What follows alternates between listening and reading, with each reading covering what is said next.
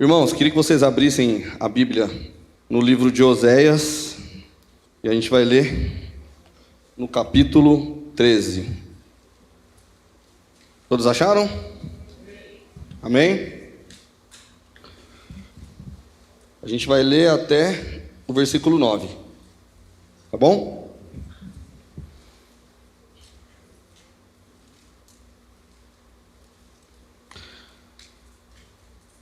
Nós vamos falar sobre um assunto muito interessante. Quem estava lá no acampamento, falei um pouco sobre isso, mas hoje tenho certeza que Deus vai falar no seu coração novamente, de uma forma muito interessante.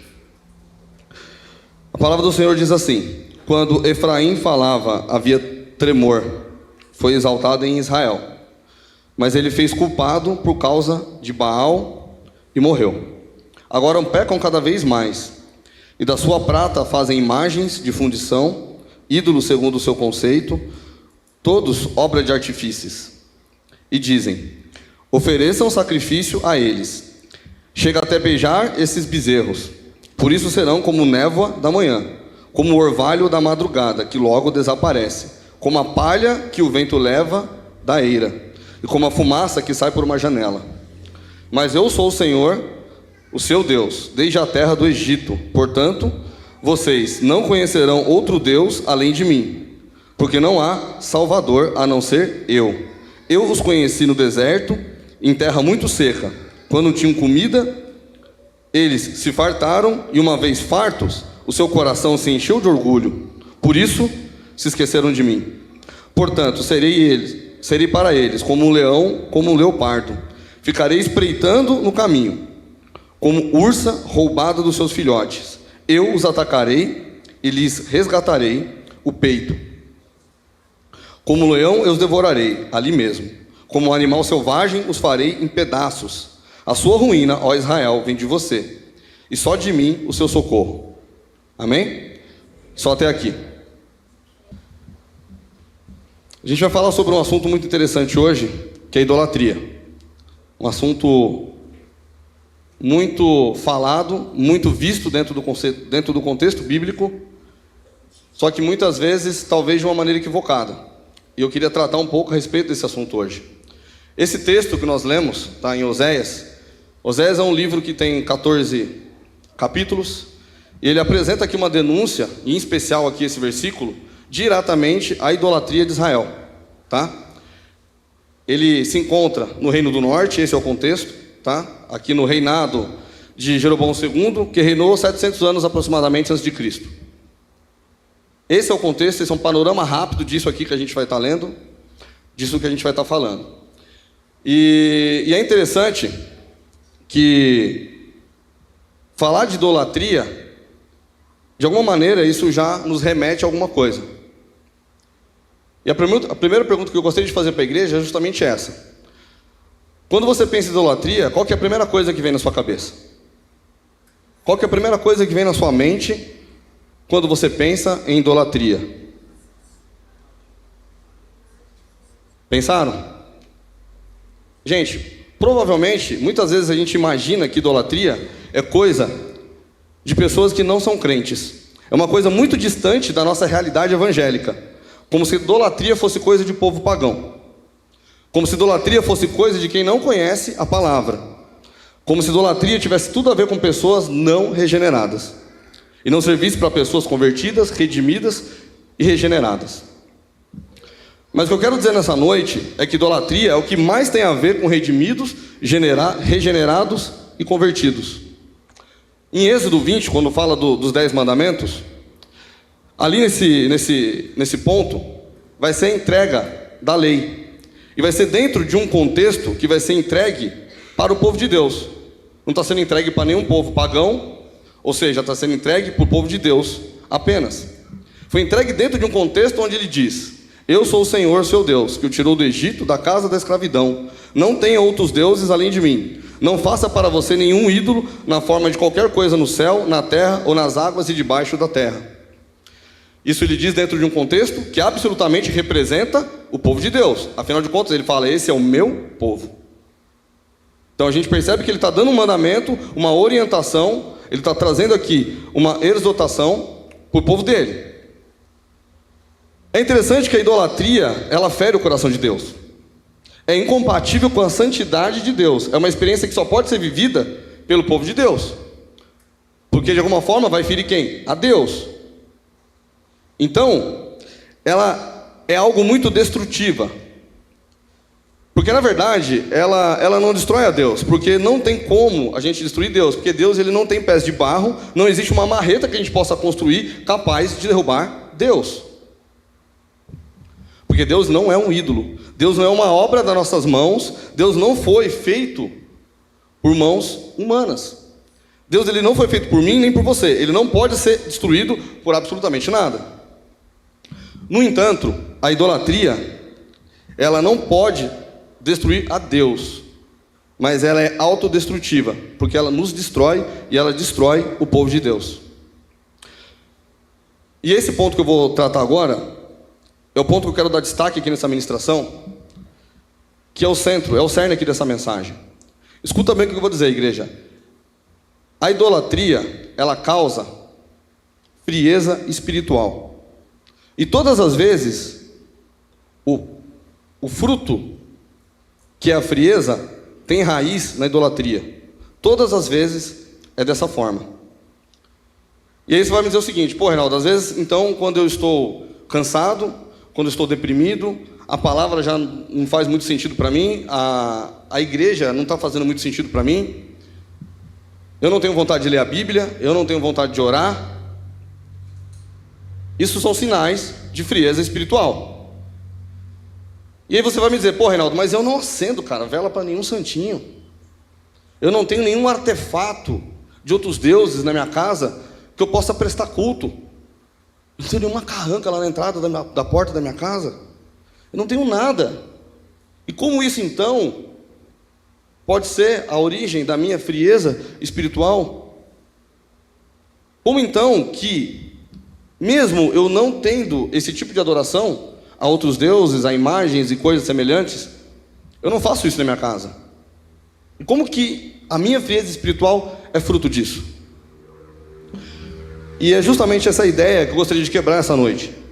Enquanto a gente pensar que o conceito de idolatria só tem a ver com o povo pagão, só tem a ver com aquele que se curva diante de uma imagem de outro Deus, porque idolatria, gente, antes de ele ser um artefato, ele é um produto de nossas mãos. Ele é inerente ao nosso coração. Ele é um produto do nosso coração. O nosso coração faz um ídolo. Na verdade, o nosso coração, ele é uma fábrica de ídolos. É uma fábrica de ídolos. Queria trazer um exemplo aqui. Um pouquinho antigo esse exemplo, mas pode ser que alguém lembre. Alguém já assistiu aquele filme Senhor dos Anéis? Uma trilogia, gente. É antigo, mas é um clássico, né? Então eu acredito que a maioria das pessoas aqui tenha assistido. Eu assisti o primeiro. Dia 2 de fevereiro de 2002. Por que eu lembro da data? Porque foi quando eu dei o primeiro beijo na minha esposa. 2002. E aí tem gente querendo fazer a conta, eu vou ajudar vocês, gente. Faz 22 anos, tá? Pronto. E lá nesse filme, gente, tem um personagem muito interessante que é o Sméagol. Não sei se vocês lembram. Que é aquele bichinho que ele ficou feio, porque ele passou a utilizar aquele anel. E aquele anel, ele era um amplificador psíquico. Quando ele colocava aquele anel, os desejos do coração dele se transformavam, tornava uma coisa ruim, e ele passava então a adorar os desejos do seu ego, do seu coração, de poder, etc. Só que aquilo começou a consumir ele de uma forma muito destrutiva. E aí quando a gente vê ele lá naquela cena do filme, a gente vê justamente aquele personagem definhando, aquele personagem escravizado, com uma imagem muito tórrida, feia.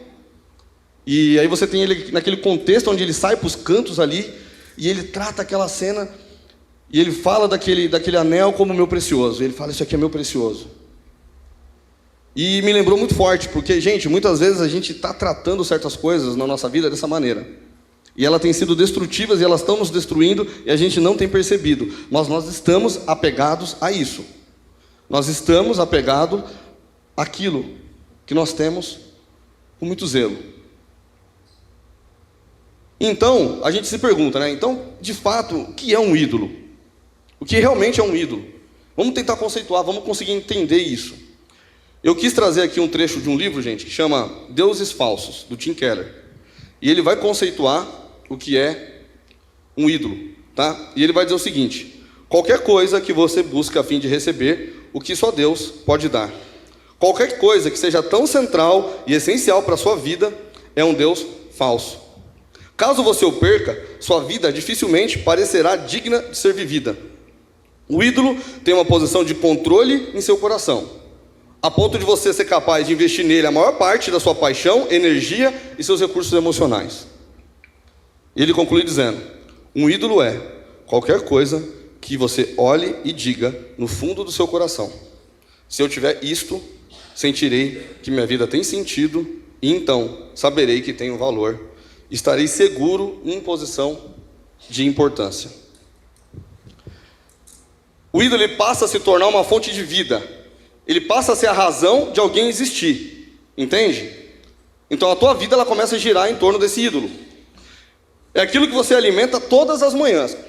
É como você pegar uma pedra, uma grande pedra, você rolar essa pedra até o cume, até o alto de uma montanha, e essa pedra rolar de novo para baixo. No dia seguinte você pegar essa pedra e subir com ela de novo, e você se perguntando todos os dias por que você tem que fazer aquilo.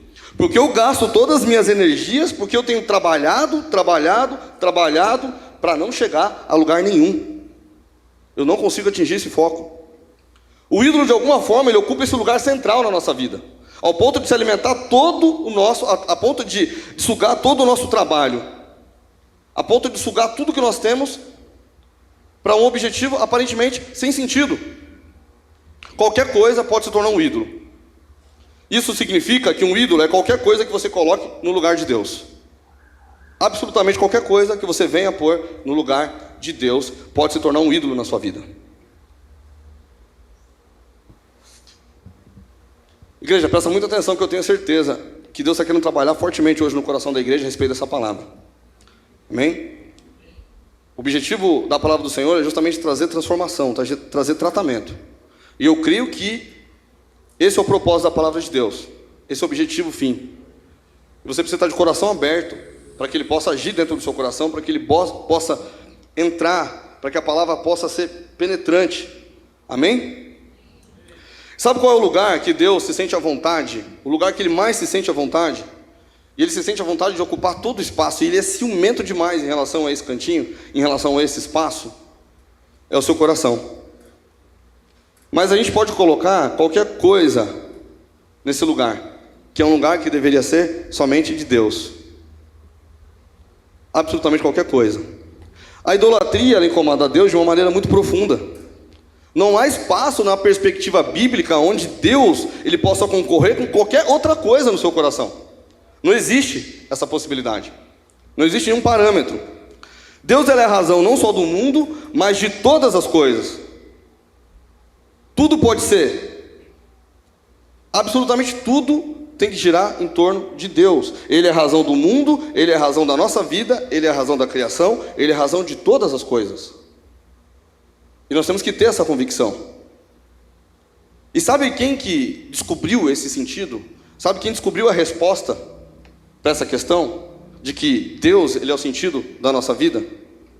Essa descoberta quem fez foi o próprio povo de Deus. Quando você olhou e disse: Deus, você é tudo para a minha vida. Foi você que descobriu isso um dia.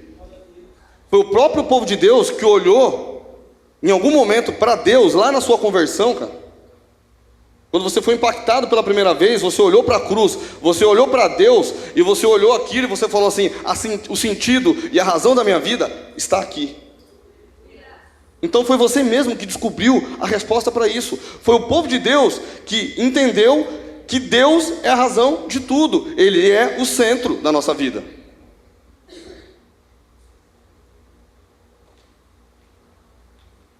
Porém, a idolatria é o esquecimento disso. É justamente a gente obter o esquecimento, é o distanciamento dessa perspectiva. É você distanciar desse impacto que um dia você recebeu através de Deus. E tem algo interessante, que muitas vezes a gente acha que idolatria são coisas ruins. tá? Mas quase nunca isso é verdade. Quanto maior o bem, mais provável é que esperamos dele a satisfação das nossas necessidades e esperanças mais profundas. Qualquer coisa serve de Deus falso, especialmente as melhores coisas da vida. Presta atenção nisso. Nem sempre são coisas ruins. O ministério pode roubar o seu coração de Deus. Quando ele se torna o sentido da sua vida, quando nós dizemos: Senhor, pode me tirar tudo, menos o ministério. Ele está num lugar central no seu coração. E aí algo que era para ser bom, de alguma forma, se torna ruim. Porque está o quê? Competindo com o lugar que é de Deus. O filho pode se tornar um ídolo. Você vai dizer: pô, Reinaldo, mas é errado amar o filho? De maneira nenhuma. É errado amar mais o filho do que a Deus. Quando eu entender que se eu amar a Deus de maneira plena, só assim eu poderei amar o meu filho de maneira adequada. Quando eu trato o meu filho como um Deus, eu vou estar estragando ele. Eu vou estar pressionando e vou estar esmagando ele. Ele vai viver uma vida louca tentando ser como Deus para poder entender a sua expectativa. Porque você como mãe está colocando a expectativa dele como se ele fosse um Deus. Isso vai ser frustrante, porque ele não vai conseguir preencher um lugar que é só de Deus. Amém, igreja? Amém. Estão acompanhando? Amém. A esposa pode virar um ídolo. Quando eu amo minha esposa como se ela fosse um ídolo, como se ela fosse Deus, sabe o que acontece? Quando você ama a sua esposa como se ela fosse um Deus, você deixa de amá-la como esposa. Ela não vai saber o que é ser amada como esposa, porque você está amando ela como Deus. Ela jamais vai ter a experiência de poder ser amada como uma esposa. Namorado, uma namorada. Quando você ama a sua namorada mais do que Deus, você está depositando um fardo muito grande em cima da outra pessoa, entende? Você está querendo que a outra pessoa atenda às suas expectativas como um Deus. Porém, ela é apenas uma criatura imperfeita e não vai conseguir nunca preencher completamente as suas expectativas. Porque só Deus é capaz de preencher por completo. Só Deus é capaz de preencher por completo. E muitas vezes você está depositando na outra pessoa essa expectativa injusta. Porque na verdade você tem uma falha de identidade. Você, de alguma forma, não se sente plenamente satisfeito em Deus. Entende? Tudo que controla o nosso coração, ele se torna um ídolo. Ele tem poder de controlar o nosso coração, e quando elas controlam o nosso coração, a gente se esfria ou vira escravo, como foi o exemplo que eu dei do personagem lá do Sméagol do Senhor dos Anéis, que ele fica escravizado naquela situação. E muitas vezes a gente percebe relacionamentos doentes por conta disso, com dependência e codependência. Porque de um lado você tem uma pessoa que faz do ego, do domínio, um Deus, e do outro lado você tem uma pessoa fraca, que vira uma terra fértil para poder alimentar esse ídolo. Entende? E aí o que você tem? Relacionamentos conturbados, doentios e problemáticos. Mas sabe qual que é a prova dos 9? Não é amar menos a esposa, ou amar menos o filho, ou amar menos qualquer coisa que nesse momento você está pensando na sua cabeça como ídolo. Eu posso até amar um time de futebol, não tem problema nenhum você amar um time de futebol. O problema é quando você ama o time de futebol mais do que a Deus. Porque se você ama Deus acima de todas as coisas, não tem problema nenhum de você amar um time de futebol, porque ele vai ser amado na proporção que ele deve ser amado. Entende? E o que a gente faz muitas vezes? A gente comunica à igreja, diminua o seu amor pelas coisas, ao ponto que nós temos que fazer o quê? Aumentar o amor por Deus. Isso é o que deve ser comunicado. Porque quando a gente deixa de amar alguma coisa, quando existe só o desapego, logo a gente passa a amar outra coisa. E sabe o que acontece? Você fica pulando de ídolo em ídolo. Porque você não preencheu adequadamente o lugar que é só de Deus. Não é o ódio pelas coisas idolatradas que devem determinar a nossa relação com elas, mas é o amor a Deus. Eu não vou destruir um ídolo odiando ele. Eu vou destruir um ídolo amando mais a Deus. Essa é a maneira adequada de eu conseguir destruir um ídolo. Estão compreendendo?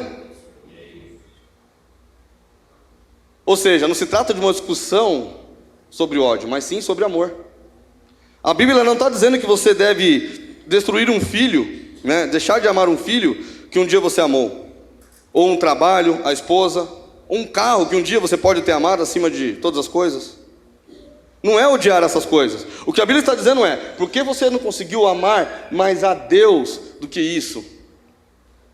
Porque essas coisas te capturou mais do que eu? Porque essas coisas se tornaram mais belas para você do que eu? Essa é a pergunta que muitas vezes se faz. Por que essas coisas se tornaram mais importantes? Imagina Deus nos perguntando. Não há problema em você ter amor pela sua família, pelos seus amigos. Mas por que tudo isso se tornou mais belo, mais bonito do que eu? Por que você passou a amar essas coisas mais do que eu?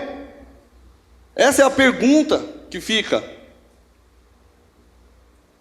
Eu quero ler um pedaço aqui de Salmo 115, do versículo 4 ao 8, que vai dizer o seguinte: os ídolos das nações são prata e ouro, obra de mãos humanas. Tem boca e não falam, tem olhos e não veem, tem ouvidos e não ouvem, tem nariz e não cheiram. Gente, isso aqui são atributos totalmente sensoriais. Isso aqui é totalmente sensorial. Isso aqui, de alguma forma, ela está presente na nossa vida. É a forma como a gente captura a realidade. É a forma como nós nos relacionamos. Entende? E continua assim: tem mãos e não apalpam, tem pés e não andam, som nenhum lhe sai da garganta. Tornem-se semelhante a eles os que o fazem e todos os que nele confiam. Presta atenção. Isso aqui, na verdade, está dizendo o seguinte: que a partir do momento que você adora e você confia num ídolo, você se torna um. E como que o ídolo é? Dessa maneira, insensível. Você se torna insensível às coisas de Deus. Você se torna insensível às coisas de Deus, porque você não vai escutar mais, você não vai mais sentir, não vai fazer mais diferença para você, porque você está se tornando também assim como um ídolo. Você se torna um ídolo. E você deixa de capturar, você deixa de se conectar, você deixa de se relacionar com Deus.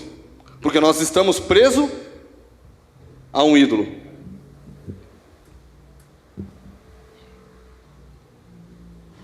Eu queria trazer aquele contexto aqui, que é o contexto de Ezequiel 37, onde Deus pede para o profeta observar.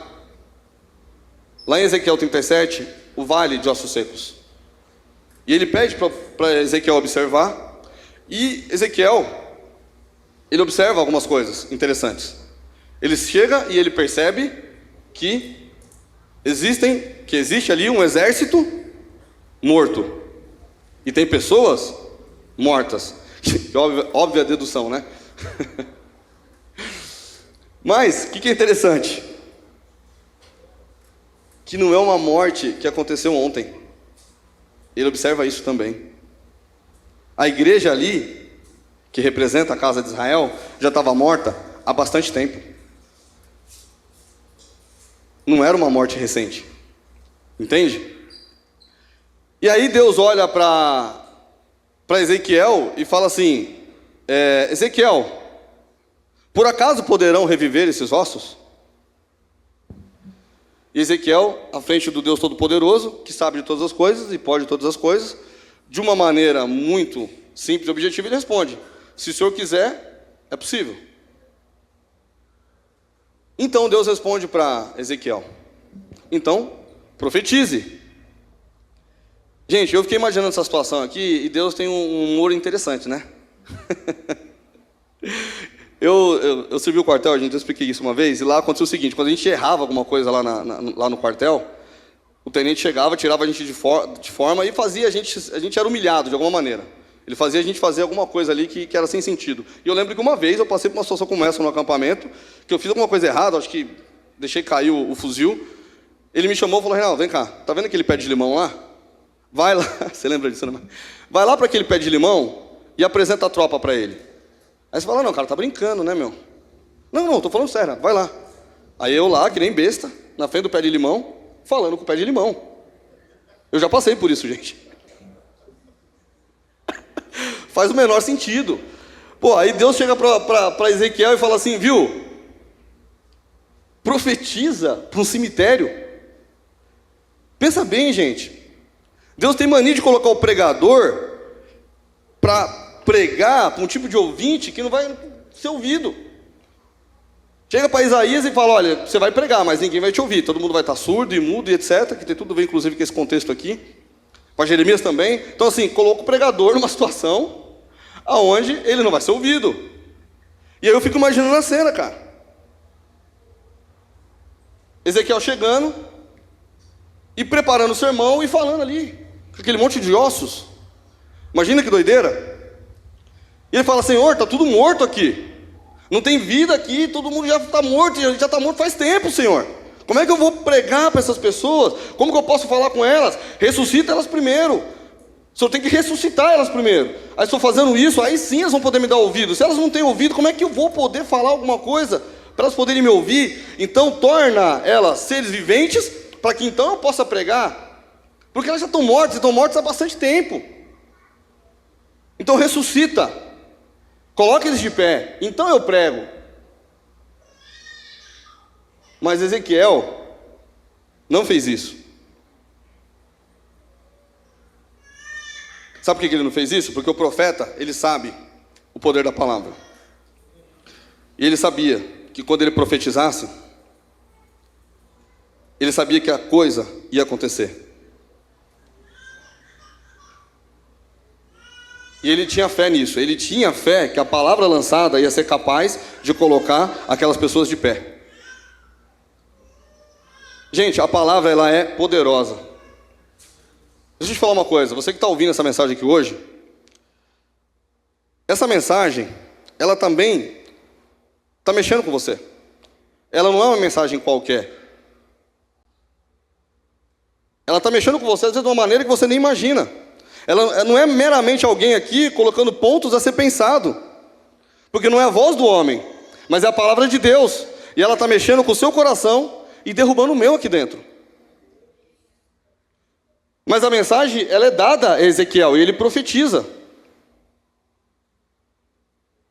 porque ele vai enviar a mensagem.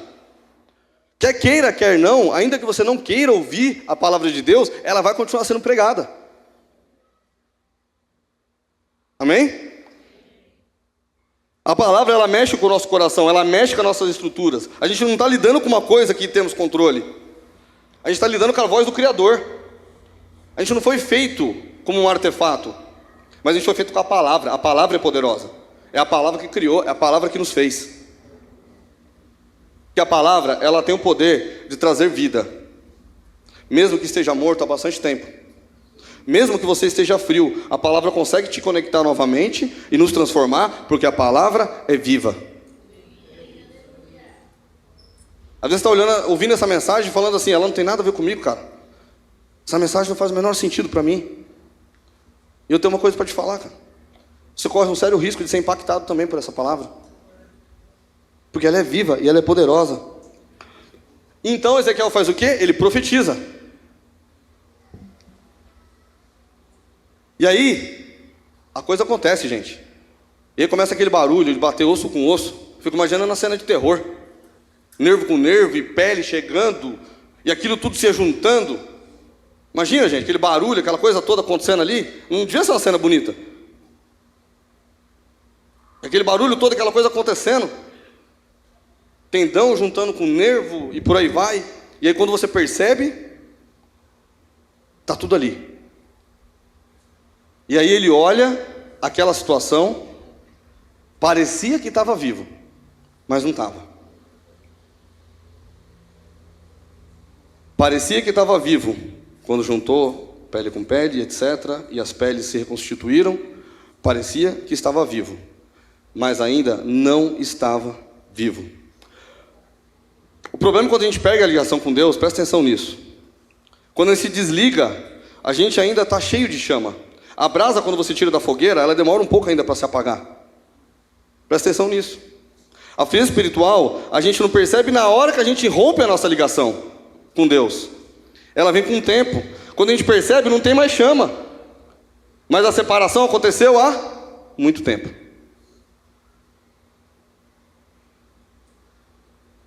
Uma folha, quando ela termina de cair de uma árvore, ela ainda permanece verde, ela ainda permanece ali com um aspecto saudável, porque segundos antes ela estava lá recebendo vida, mas ela caiu da árvore. E você tem uma outra folha do lado que já está lá há bastante tempo, e já é uma folha seca. Já está seca há bastante tempo. Só que ambas as folhas estão mortas. Entenderam isso? Ambas as folhas estão mortas. Então, muitas vezes, a gente se esfriou espiritualmente e a gente já perdeu até a noção de quando isso aconteceu. A gente não lembra mais. Quando foi o momento que você saiu do caule? Pode ter sido há pouco tempo, ou pode ter sido há bastante tempo. Mas as duas estão desconectadas. As duas estão desligadas. As duas estão longe da presença, entende? As duas folhas estão mortas. E a idolatria tem causado isso na gente. E aí eu te pergunto, nessa noite, irmãos, quero que você reflita. Qual tem sido o teu ídolo? Onde está o seu coração? Vou dar alguns exemplos: dinheiro, poder, sexo, relacionamento, orgulho, soberba, controle, ego, internet, por aí vai. Onde está a maior energia do seu coração? Onde você tem colocado os seus dons, a sua vocação, o seu talento, ele está sendo canalizado em qual direção? Qual direção tem sido canalizado os seus dons, os seus talentos e tudo aquilo que Deus te deu? Ou o seu tempo tem sido consumido pelos teus ídolos? Porque os ídolos fazem isso na nossa vida. É aquele exemplo que eu dei. Você acorda todos os dias e você levanta e você faz de novo, e aquilo te consome, e você faz de novo, e vai de novo, e de novo. Sem nenhum sentido. Então eu te pergunto, aonde está o seu coração? Um dia Deus pergunta para Salomão: Salomão, o que você quer? Pede todas as coisas e eu te darei. E dentre tudo que ele poderia escolher, riqueza, luxo, poder e glória, ele pediu sabedoria. E é muito interessante isso, porque isso é algo muito interessante. Deus, ele já sabia onde ele queria chegar. Ele queria entender onde estava o coração de Salomão. Só que quando ele falou, eu quero sabedoria, então Deus percebeu, opa, agora eu sei onde está o seu coração.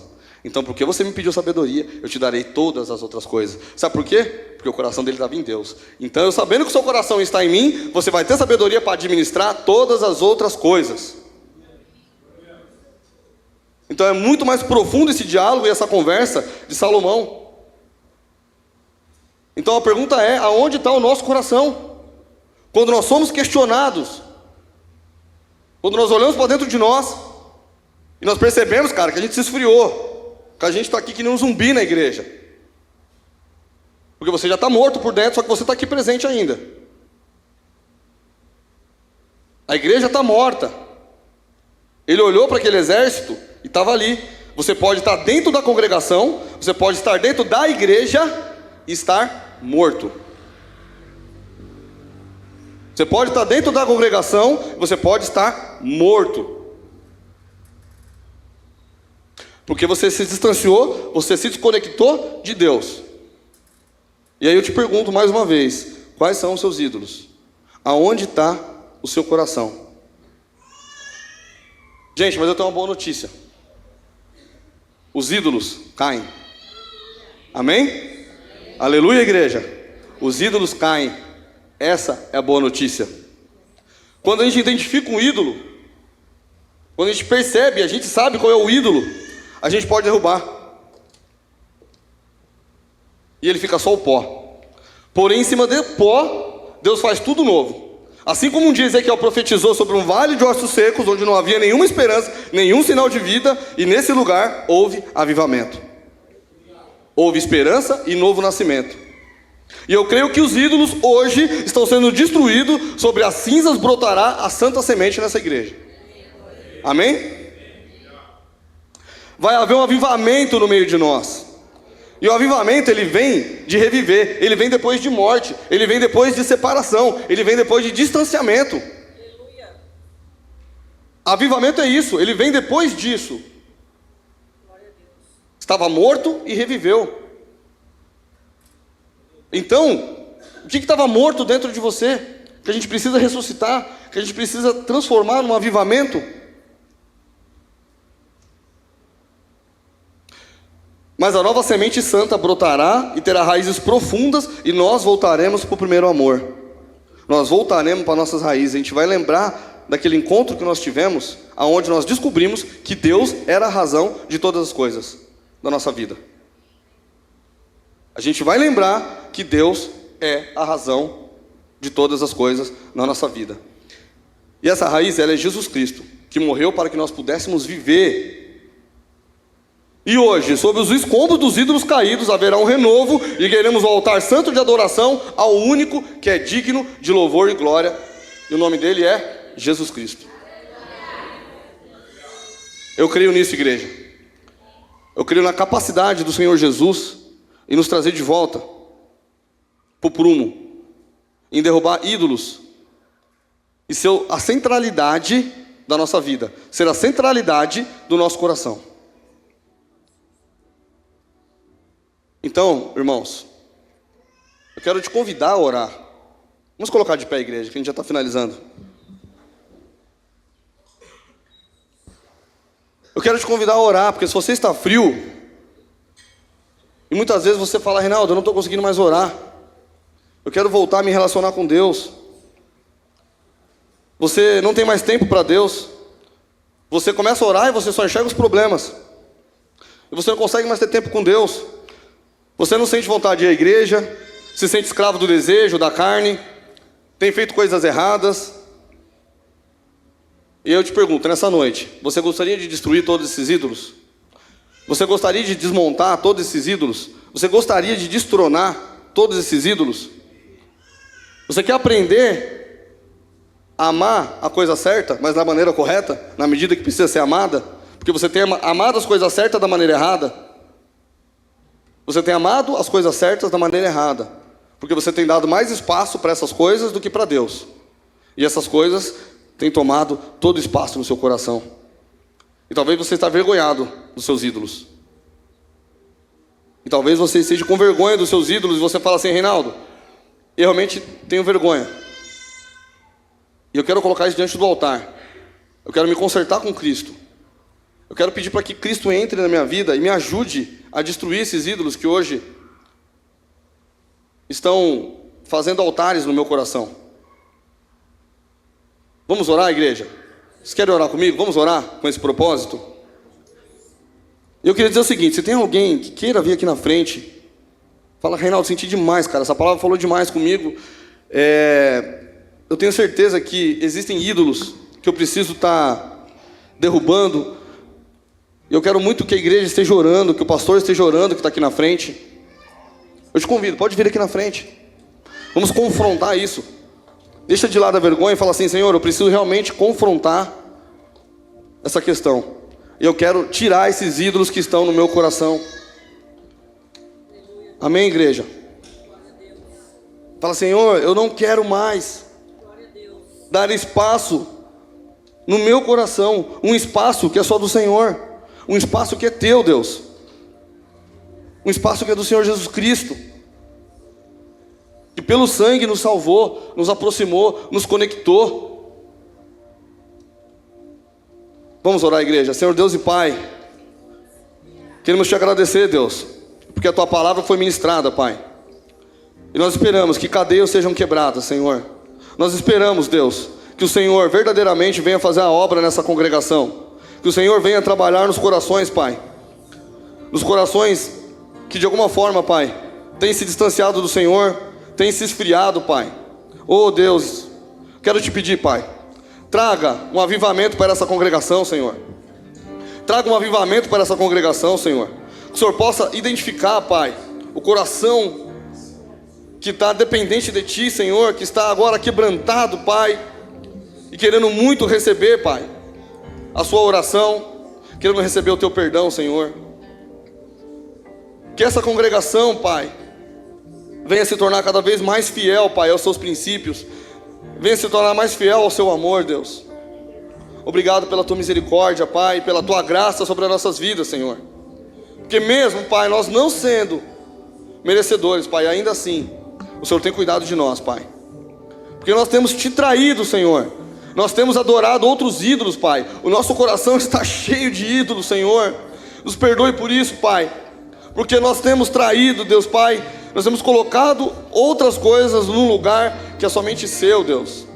Que verdadeiramente, Pai, o Senhor, Deus, venha limpar o nosso coração. Que verdadeiramente que o Senhor venha purificar, Pai. Em nome do Senhor Jesus. Nos dê força, Pai. Nos coloque diante de Ti, Pai. Com o coração quebrantado, disposto, Senhor, a ser regenerado por completo, Pai. Oh Deus, nos ajude nessa caminhada, Pai. E nos perdoe, porque verdadeiramente nós temos amado mais a outras coisas do que o Senhor. Que nós venhamos a ser mais verdadeiros, Pai. Que nós venhamos a identificar. Que nós venhamos ser genuínos, Pai, e sinceros com o Senhor. E eu Te peço perdão, Pai, porque eu tenho adorado outros deuses, Pai, que não somente o Senhor. Me perdoe por isso, Senhor. Quebra a idolatria do meu coração, Pai. Que a Tua congregação venha, Pai, a levantar uma oração sincera ao Senhor, Deus, para que ela seja transformadora, para que ela venha ter frutos, Pai, para que nós venhamos a ver a evidência, Deus Pai, do Teu perdão, para que nós venhamos a nos aproximar de Ti, a nos conectar, que nós venhamos a deixar a frieza de lado. É por isso que nós oramos, Deus Pai, pelo nome do Senhor Jesus Cristo. Amém.